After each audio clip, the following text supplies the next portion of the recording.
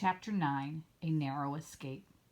Margallo liked it so well at the Littles' house, she decided to stay for a while instead of returning to the open country. She and Stuart became fast friends, and as the days passed, it seemed to Stuart that she grew more and more beautiful. He hoped she would never go away from him. One day, when Stuart had recovered from bronchitis, he took his new skates and put on his ski pants and went out to look for an ice pond. He didn't get far. The minute he stepped out into the street, he saw an Irish terrier.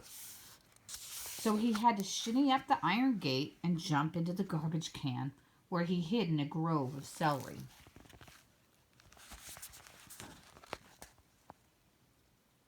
While he was there, waiting for the dog to go away, a garbage truck from the Department of Sanitation drove up to the curb, and two men picked up the can.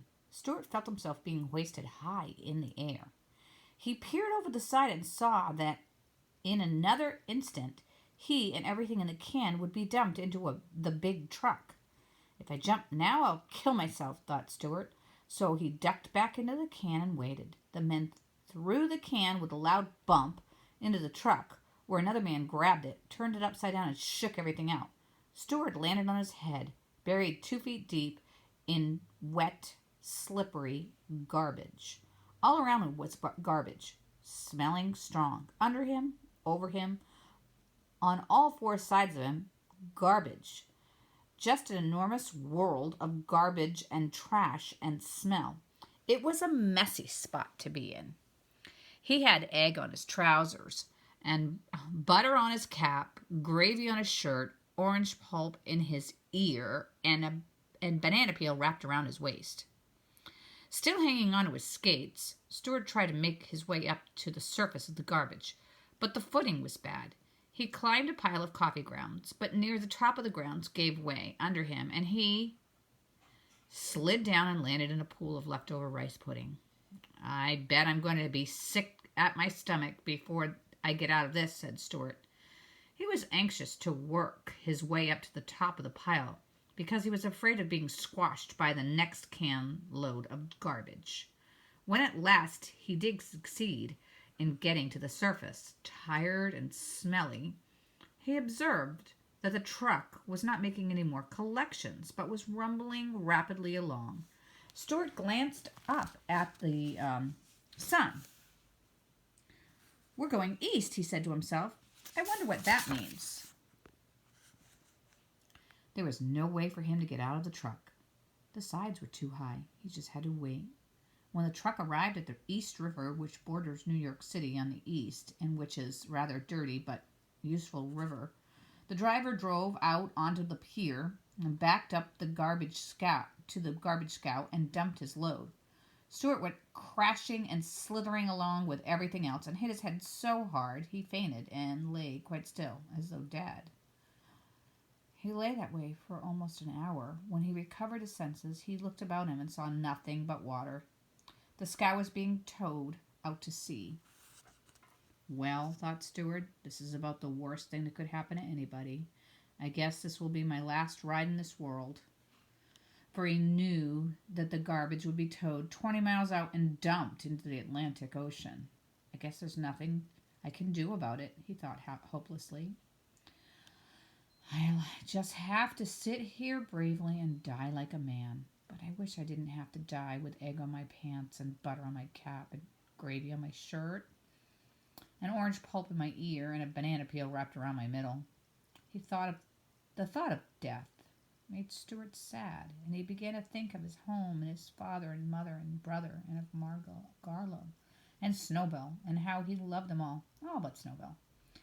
And what a pleasant place his home was, especially in the early morning, with the light just coming through and the curtains and the household stirring and waking. The tears came into his eyes, and he realized that he would never see them again. He was still sobbing when a small voice behind him whispered, "Stuart." He looked around through his tears, and there, sitting on a Brussels sprout, was Margallo. "Margallo!" cried Stuart. "How did you get here?"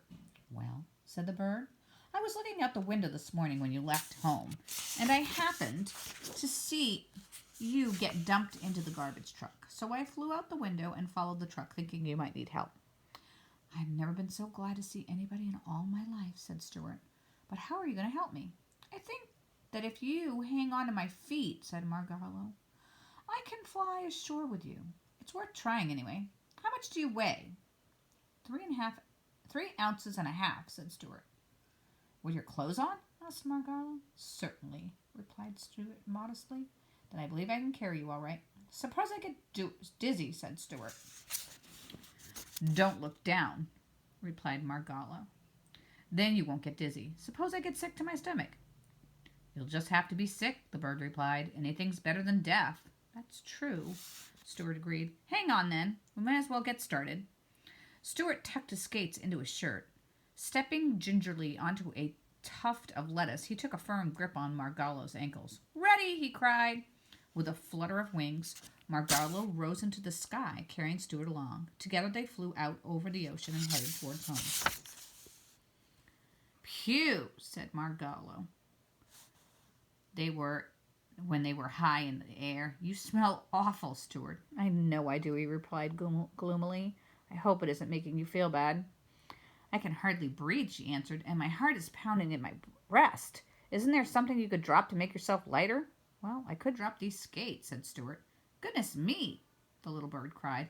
I didn't know you had skates hidden in your shirt. Toss those heavy skates away quickly, or we'll both come down in the ocean and perish. The Stuart threw his skates away and watched them fall down till they disappeared into the gray waves. That's better, said Margallo. Now we're all right. I can already see the towers and chimneys of New York. 15 minutes later, they flew through the open window of the Littles' living room and landed on the Boston Fern. Mrs. Little, who had left the window up when she missed Margallo, was glad to see them back, for she was beginning to worry.